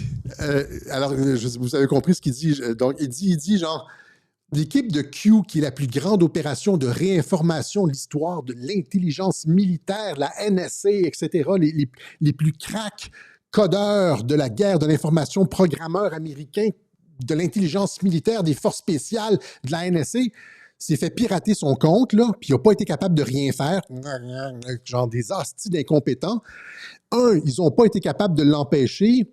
Deux, ils l'ont laissé faire et n'ont pas tenté de corriger la situation, n'ont pas été capables de reprendre le contrôle du compte. Mais trois, ont continué à donner de l'information véridique, top secret, à des gens qui les ont piratés. Comprenez-vous l'absurdité totale de ce positionnement-là? Ça ne tient pas du tout la route, son truc, que l'État profond a piraté le compte, c'est pas un vrai Q après. Je dis, il n'a pas arrêté de donner des preuves de future-proof past, des trucs qu'il annonce à l'avance qui se réalisent par la suite. Comment expliques-tu? Oh, le Q originel donnait de l'information au deuxième Q. Ça, c'est Paul Furbert, OK? Le gars super sérieux qui a écrit le livre. C'est pour ça que je vous dis, Stanislas Berton a fait reposer son livre sur les deux personnes les moins crédibles, Lynn Wood et Paul Furbert. Et puis après, Stanislas Berton qui ne connaît rien des États-Unis, rien du mouvement MAGA, rien du Parti républicain, rien de QAnon, fait reposer son raisonnement sur les deux personnes les moins crédibles.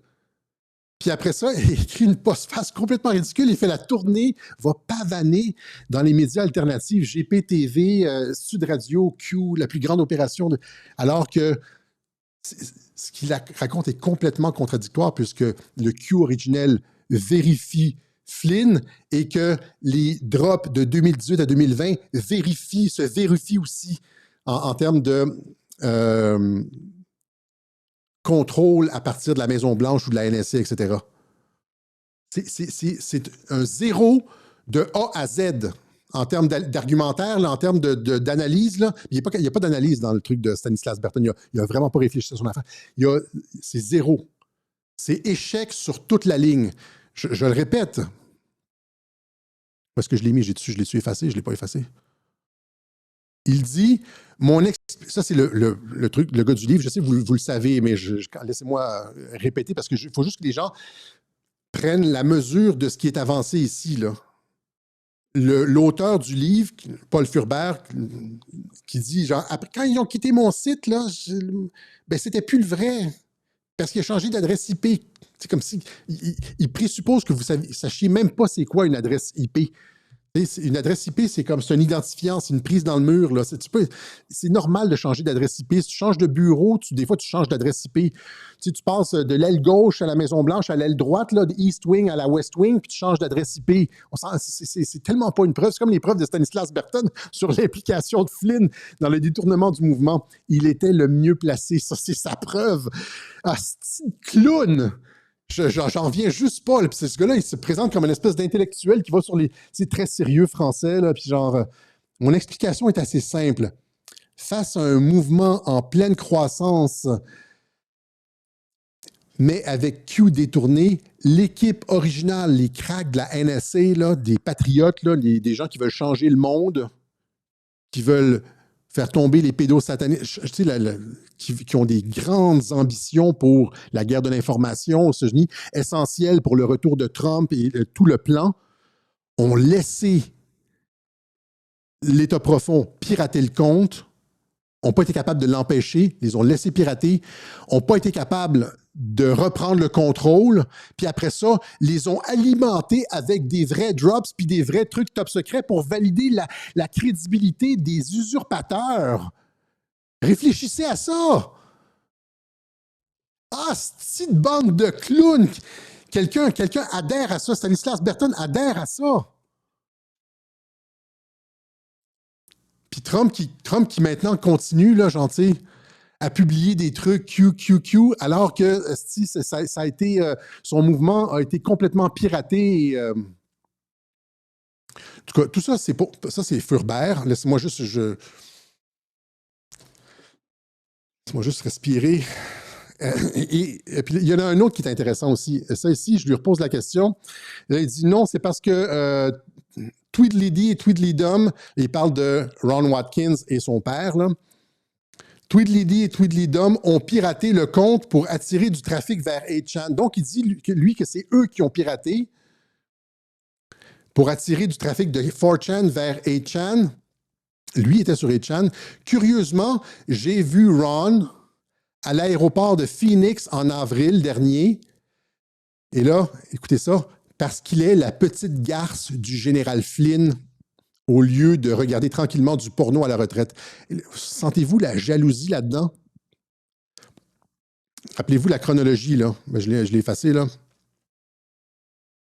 On est passé de Calm Before the Storm à Q Research, géré par Ron Watkins. On est passé de Furbert à Watkins. Il ne l'a jamais pris. Et il a toujours ragé contre Ron parce que Ron est la petite garce de Little Bitch, Flynn's Little Bitch. Vous sentez toute l'amertume là-dedans, là, et les masques tombent. Ron est la petite bitch du général Flynn, etc., au lieu de regarder tranquillement du porno à la retraite. Et donc, il confirme que Ron Watkins et Flynn sont accoquinés. Pour moi, c'est une validation, évidemment. Parce que Q a validé. Et Furbert devrait le savoir que le Q, même sur son forum à lui, Calm Before the Storm, Q a validé Flynn. Et si Flynn valide Ron, ben, j'ai tout ce que j'ai besoin de savoir pour savoir que... Est-ce que je viens de déconstruire complètement tout le livre et la thèse de Stanislas Berton, c'est-à-dire la plus grande opération de réinformation de l'histoire n'aura duré que 2 mois? C'est faux. Et ici, Flynn est un traître qui a détourné le mouvement au profit de l'État profond. C'est faux. Je vais vous montrer maintenant quelques Q-proofs. Il y en a tellement. J'ai essayé de trouver... j'ai probablement pas les meilleurs non plus. J'en ai quelques-unes. On est rendu à quelle heure? 1h09 déjà. Ouf. Il y en a quelques-unes. J'ai été en chercher quelques-unes comme ça sur...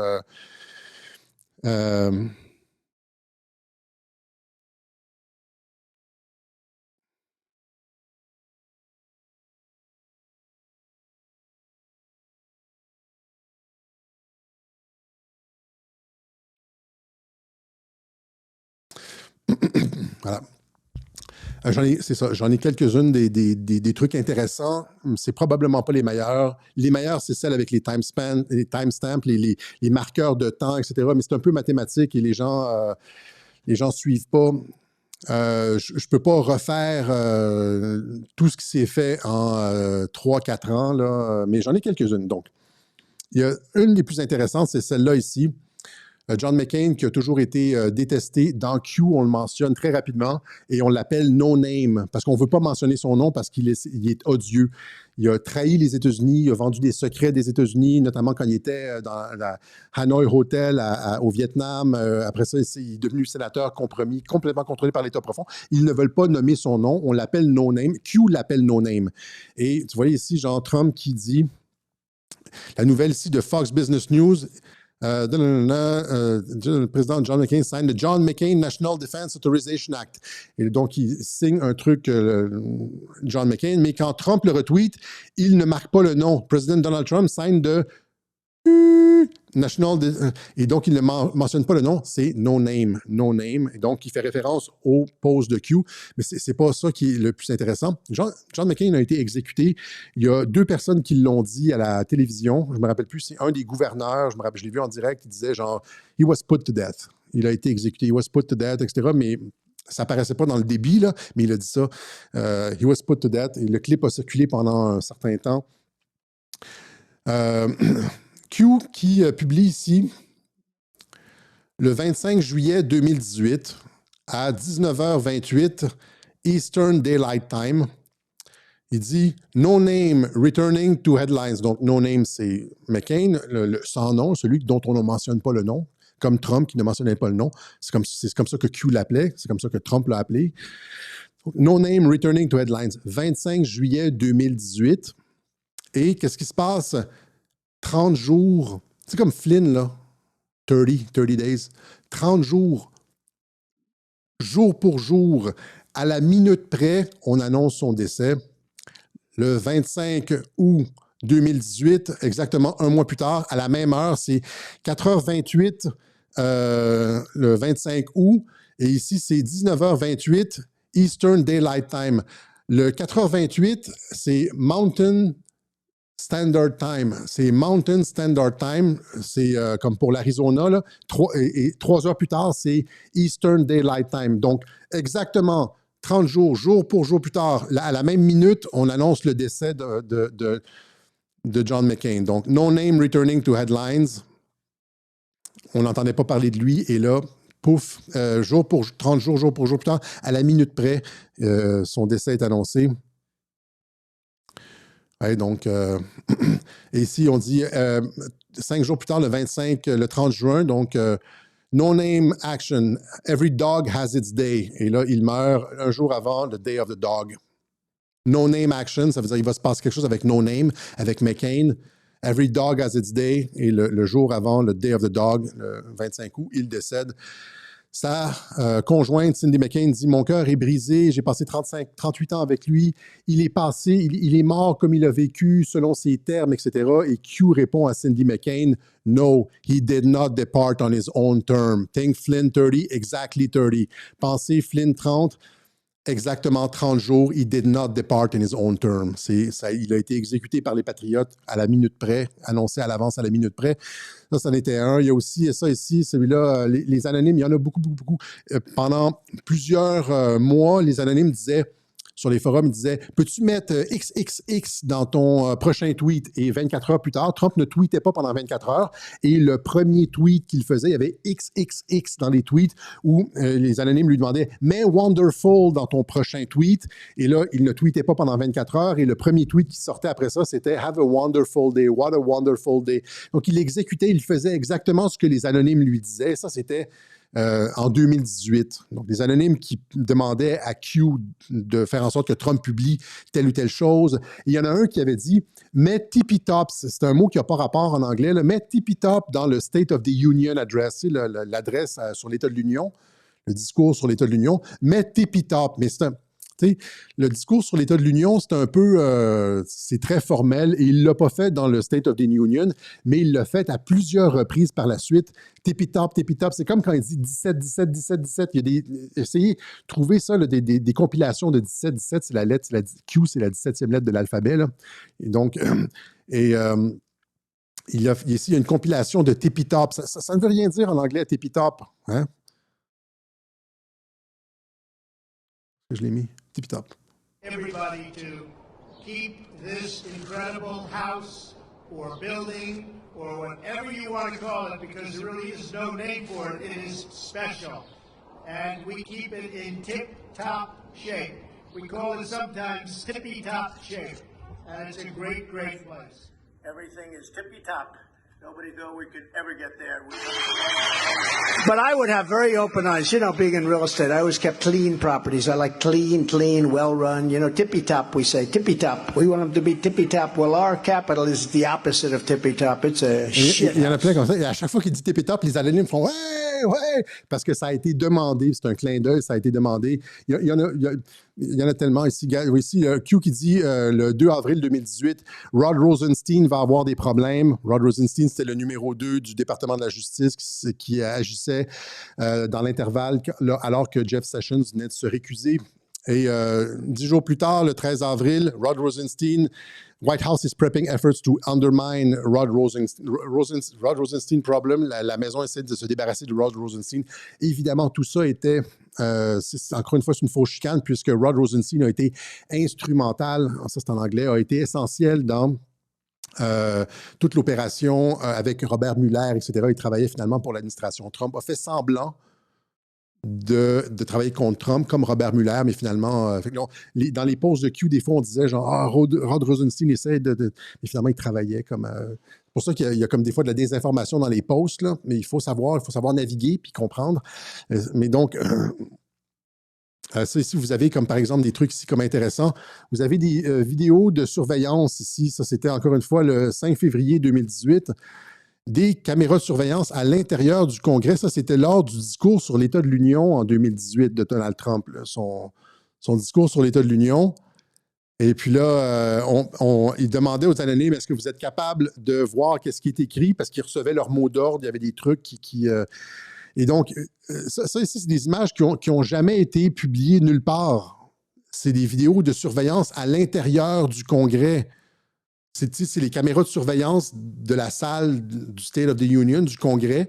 Et l'équipe Q avait accès à ces caméras-là, focusait sur les cellulaires. Puis, même chose ici, vous avez des photos comme à l'intérieur du Congrès, comme ça. Ici, Dianne Feinstein qui menaçait, je ne me rappelle plus c'est quel vote, ça. La sénatrice républicaine Murkowski, elle essayait de la convaincre. C'était un vote très, très, très serré. Puis là, ouais, c'est des photos qu'on a nulle part, ça, puis qui étaient seulement publiées sur le post de Q. On a des vidéos à l'intérieur d'Air Force One, à l'intérieur du bureau ovale, qui sont des originales, des originaux, qui ont été publiés nulle part, qui montraient l'accès au bureau ovale, l'accès à Air Force One, etc. Il y a eu aussi des dizaines de vidéos d'images de surveillance ici. Vous avez, ça ici, c'est UK has problems.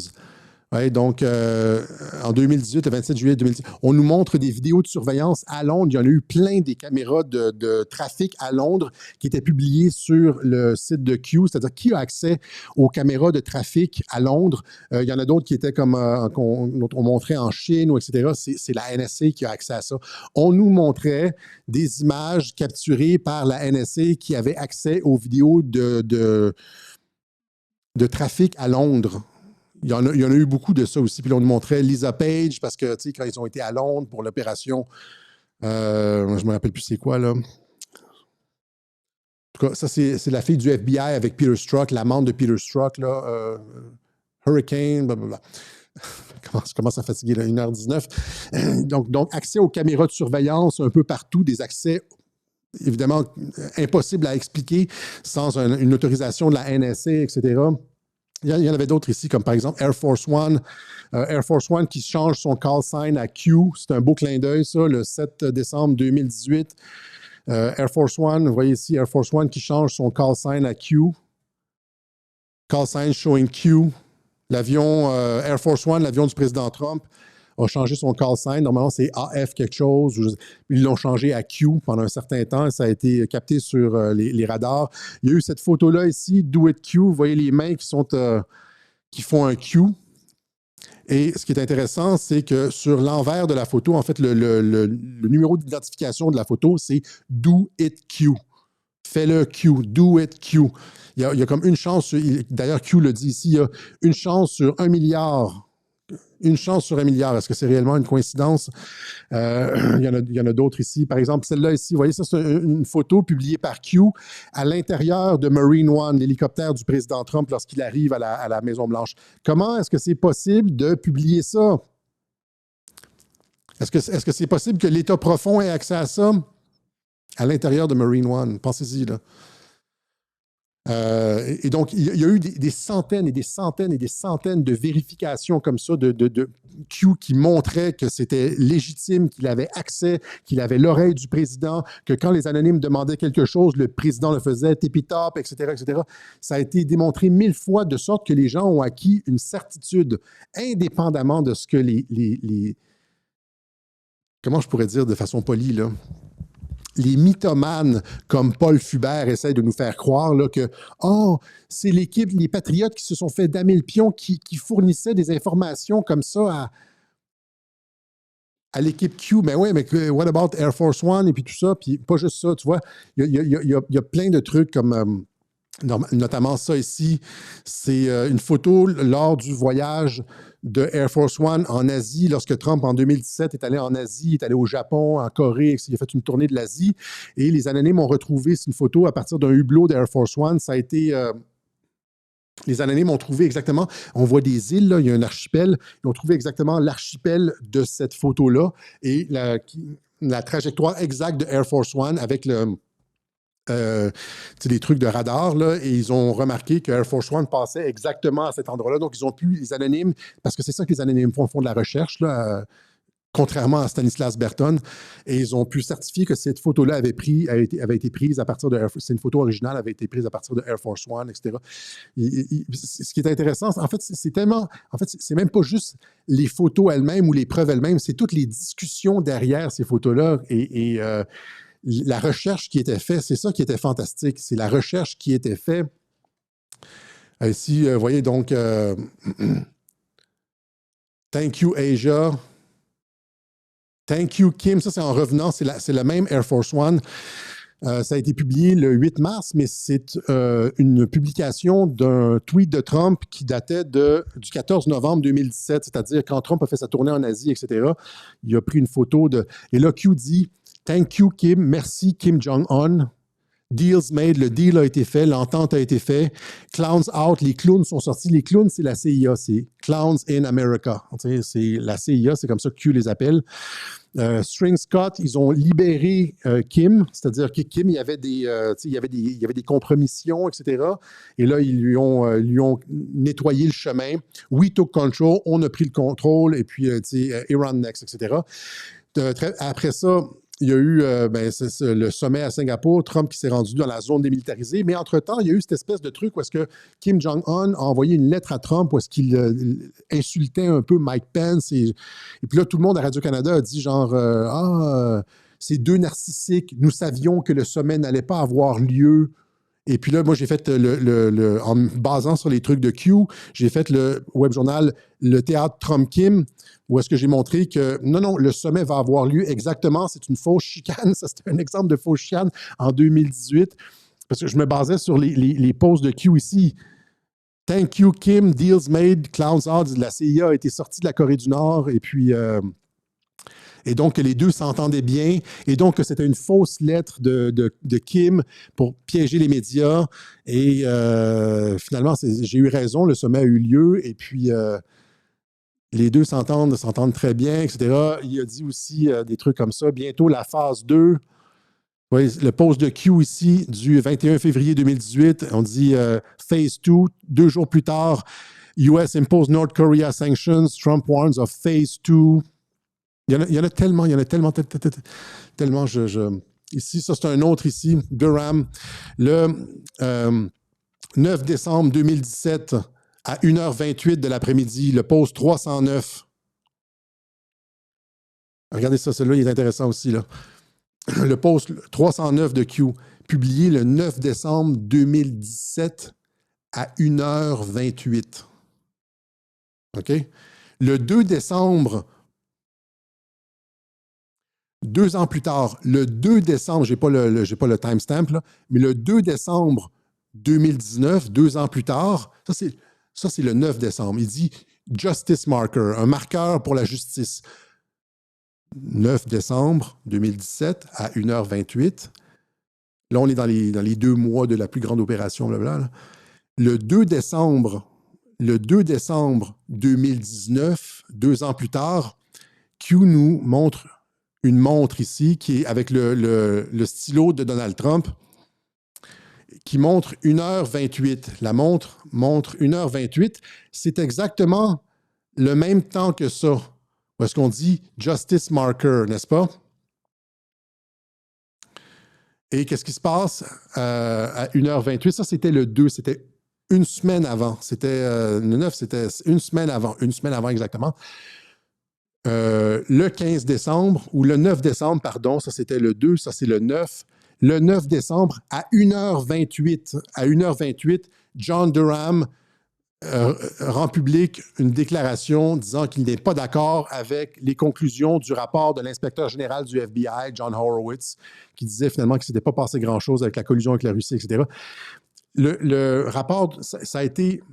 Je me rappelle à l'époque, le timestamp, il a rendu public son rapport à 1h28, mais là, on est rendu comme 6 ans plus tard et c'est difficile de retrouver le mieux que j'ai pu retrouver, c'est ça ici, 9 décembre 2019 à 1h42. pas à 1h28, à 1h42. Mais 1h42, c'est 15 minutes plus tard.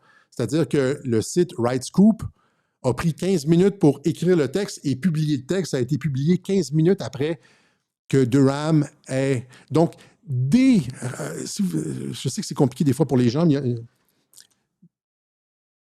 dès 2017, on dit un marqueur de justice, il va y avoir un événement de justice 9 décembre 2017 à 1h28. C'est comme John McCain. C'était 2 ans, jour pour jour, à la minute près. C'est comme John McCain. 2 ans, jour pour jour, à la minute près. John Durham rend public son rapport, ses conclusions contre le truc Horowitz. Et ça a été, ça a été annoncé aussi 1 semaine à l'avance, le 2 décembre, sur la montre. Et là, ici, vous voyez, donc il dit, Anon determined the significance of 129 from December 2 drop. La montre a été publiée le 2 décembre. Le 9 décembre, je ne sais pas c'est quoi la date de publication, il dit, comprenez la signification de ça. Qu'est-ce qui a été rendu public précisément à 1h29? C'est ça qui a été rendu public à 1h29 et ça a été annoncé, Justice Marker. Je sais parce que il y en a tellement. Puis il y a ça aussi, Julian Assange. Alors, on va finir avec ça. On va finir en beauté avec Julian Assange. Il y en a plein. C'est peut-être un petit peu compliqué. Vous êtes fatigué. Puis, mais quand tu es dedans, puis tu lis ça, puis tu vois les timestamps, puis tu vois que ils sont capables de prédire des événements à la minute près des années à l'avance. C'est ça qui est intéressant. Et donc, c'est de la crise de bullshit, le truc de Paul Furbert. Parce que là, vous avez un post, là, ça ici. Vous avez un post ici du 2 décembre 2019, donc à l'intérieur des 2 mois de la plus grande opération de blablabla, et qui fait écho et qui est exactement repris dans la même continuité 2 ans, jour pour jour, à la minute près plus tard. Et donc, ça voudrait dire quoi, là, que Durham et tout ça sont contrôlés par l'État profond et que le nouveau Q, ça n'a absolument aucun sens. Et donc, on va finir avec... parce que là, je sens que ça fatigue. Donc,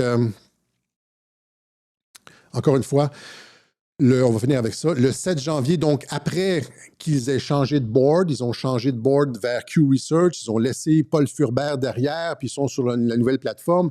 Q publie ici 2 Q chapters. Do you believe in coincidence? OK? 2 Q chapters. À quoi il fait référence ici? Les anonymes ont immédiatement remarqué que dans le Wikileaks de Julian Assange, Julian Assange a téléchargé sur le site de Wikileaks le livre de Michael Wolff, Fire and Fury. J'en ai parlé à de nombreuses reprises, ce livre-là. Et dans le livre, il y avait 2 chapitres dont le titre avait, dans le titre, un O avait été remplacé par le Q. Un O avait été remplacé par le Q, Goldman, etc., etc. Et ce que ça voulait dire, ça, finalement, si on suivait la logique des Anon et les discussions sur les boards à l'époque, c'est que Julian Assange avait accepté de collaborer avec Q, avec la nouvelle administration, avec les Patriotes, etc. Il y a d'autres éléments qui portent à le croire. Ça ici, le post du 18 décembre 2017, où est-ce qu'on voit vers la fin en bas ici, autour du splash, vous dites, Q dit « How about a nice game of chess? Splash, Fox 3 Q. » Hein? Et si on jouait une partie d'échecs, Splash, Fox 3 Q. Alors, ça, c'est le 7 décembre. Le 7 janvier, 1 mois plus tard, ou c'est le 10 janvier, Julian Assange publie sur son Twitter une partie d'échecs.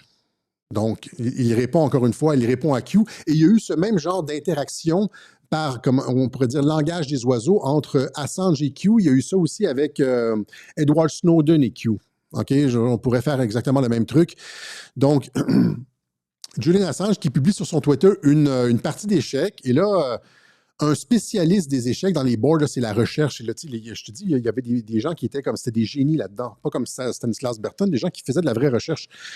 Et il a dit, voilà, tu sais, c'est quelqu'un qui se connaît bien dans l'échec, il dit, c'est la partie Casablanca contre un tel, c'est contre Marshall, Casablanca versus Marshall en 1918. Tu sais, c'est des trucs genre que tu regardes dans des coups historiques que tu apprends à connaître dans les manuels d'échecs, tu sais, comme tu as fait telle chose quand tu... Là, Julian Assange reproduisait cette partie-là de Casablanca contre Marshall de 1918 et l'endroit où c'était arrêté, où l'image était arrêtée, c'est ça ici, c'est le coup 25. Et le coup 25, c'était reine à F3.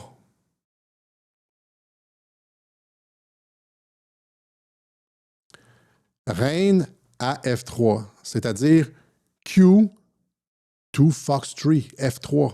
Fox 3.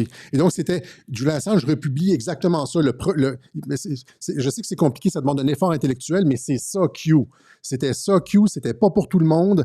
Et donc, Q qui dit Splash Fox 3 Q et Julian Assange qui répond Queen to F3 en montrant le jeu, le prochain move, le prochain geste de Casablanca contre Marshall. Il montre une... J'espère que vous comprenez. Là, Et ce déplacement-là, c'est Queen to F3. Donc, il répond du tac au tac à Q dans le langage du renseignement, dans le langage des oiseaux, etc., etc. Il y a comme une façon de parler de façon codée dans le renseignement, etc. Ça, vous l'aviez ici.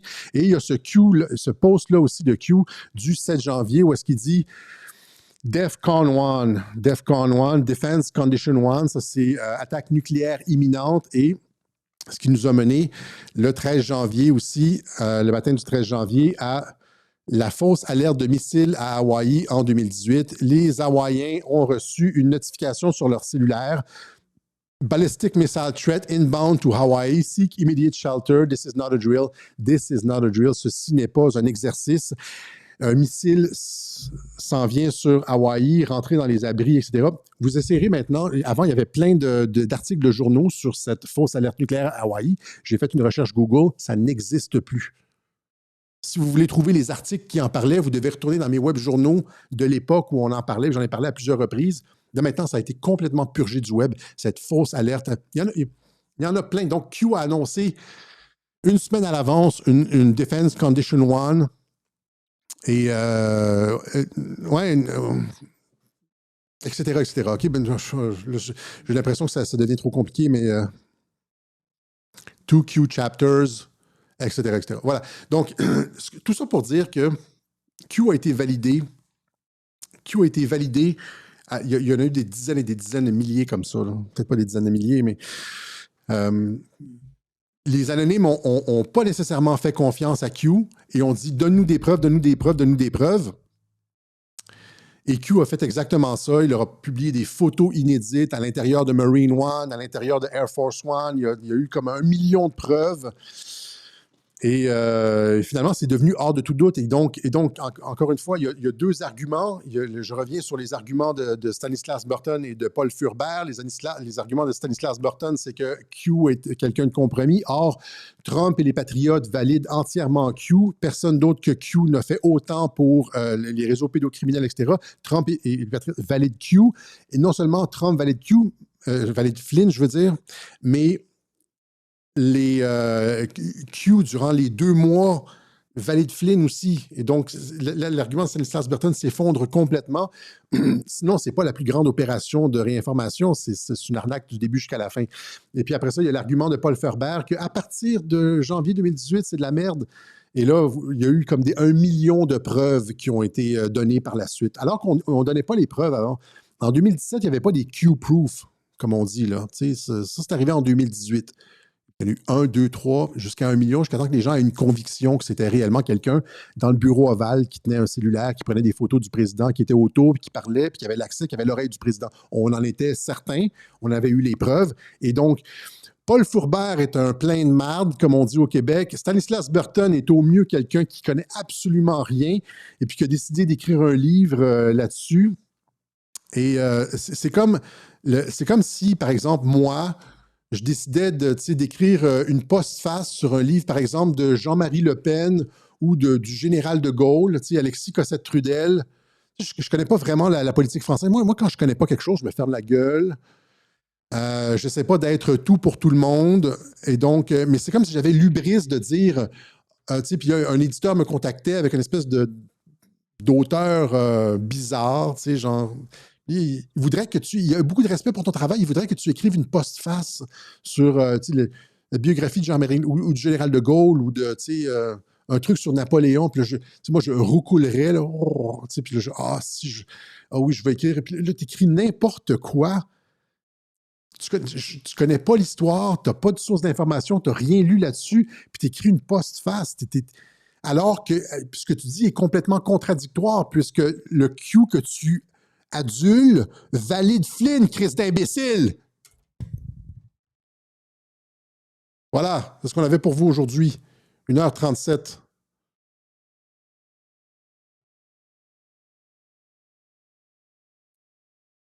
Et ça, c'est sans Viagra. Voilà, donc on remercie, on va dire les trucs habituels. Je suis hyper fatigué, je ne sais pas pourquoi. C'est parce que c'est quand je dois traduire. Quand c'est en anglais, pour ça maintenant que je fais des traductions automatiques avec Google, là, parce que quand j'ai du texte en anglais puis je dois traduire, ça va chercher des ressources dans certaines zones du cerveau et puis c'est... voilà, en tout cas, donc... on est les seuls à pouvoir faire cette remise à niveau, cette mise au point sur le livre de Paul Furbert avec la postface de Stanislas Berton. On espère que vous avez apprécié. Et si vous pensez que Radio-Québec est utile pour ce genre de truc et puis qu'on a... Ouais, ben, pensez à nous. On est en campagne de financement pour l'automne 2025 et donc différentes façons de le faire. On aurait pu parler de Q plus en profondeur, mais c'est une autre fois. Je pense qu'avec la timeline et tout, on a peut-être jeté les bases. Éventuellement, on fera peut-être un spécial Q, mais entre-temps, si vous avez de la place, si quelque chose dans votre budget, pensez à nous. On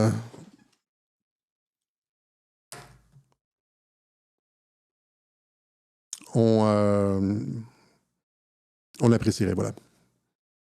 Fini le Viagra, je suis fatigué, c'est ça, c'est les traductions qui me font.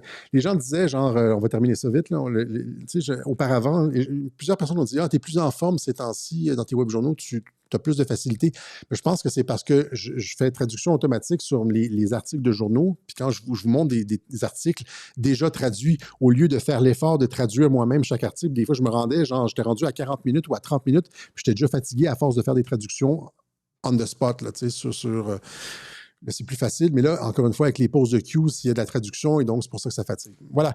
Donc, j'espère qu'on a clarifié tout ça avec Stanislas Berton et Paul Furbert. Ça ne tient pas la route pour 2 secondes. J'espère qu'ils vont corriger, qu'ils vont avoir la décence. Si c'est il se dit chrétien, là, ben je dis chrétien. Si c'est un chrétien, je ne vais pas remettre sa foi en cause, mais et donc, tu devrais avoir l'humilité puis l'honnêteté intellectuelle de dire que tu t'es trompé parce que le Q initial que tu adules valide Flynn.